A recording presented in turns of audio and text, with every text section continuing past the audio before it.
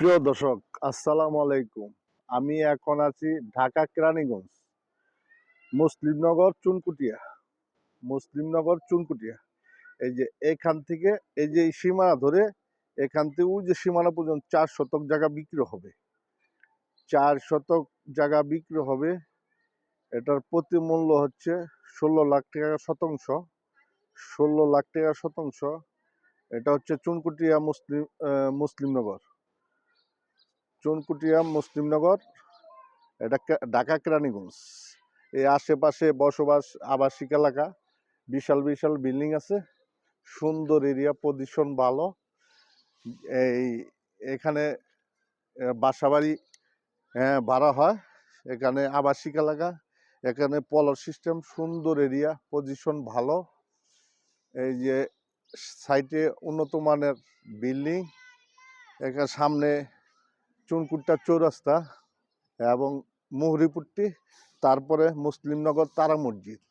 এই লগ্নে যে এই প্লটটি বিক্রি হবে, 4 শতাংশ প্লট বিক্রি হবে। ওহার প্রতি শতাংশ হচ্ছে 1 শতাংশ হচ্ছে 16 লাখ টাকা। ওহার 1 শতাংশ হচ্ছে 16 লাখ টাকা। 16 লাখ টাকা প্রতি শতাংশ।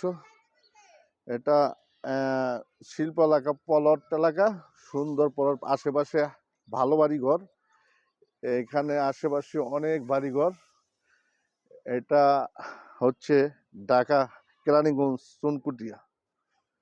ঢাকা কেরানীগঞ্জ চুনকুটিয়া। এটা মুহুরীপট্টির লগা মুসলিমনগর। মুসলিমনগর মুসলিমনগর এলাকায় এই জায়গাটি বিক্রি হবে। ওহার মূল্য হচ্ছে প্রতি শতাংশ হচ্ছে 16 লাখ টাকা করে। বয়স হলে আলোচনায় কিছু সবকে কমাতে হবে। তো এটা উন্নত মানের জায়গা।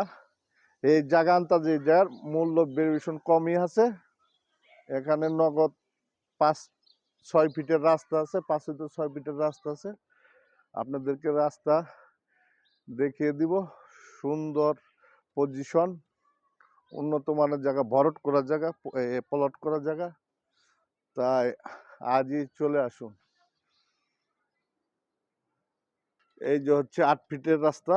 এই আশেপাশে বাড়িঘর আছে, বাসা বাড়ি আছে। এই যে হচ্ছে 8 ফিটের রাস্তা। এই রাস্তা দিয়ে এই প্লটে আসা যাওয়া করা হয়।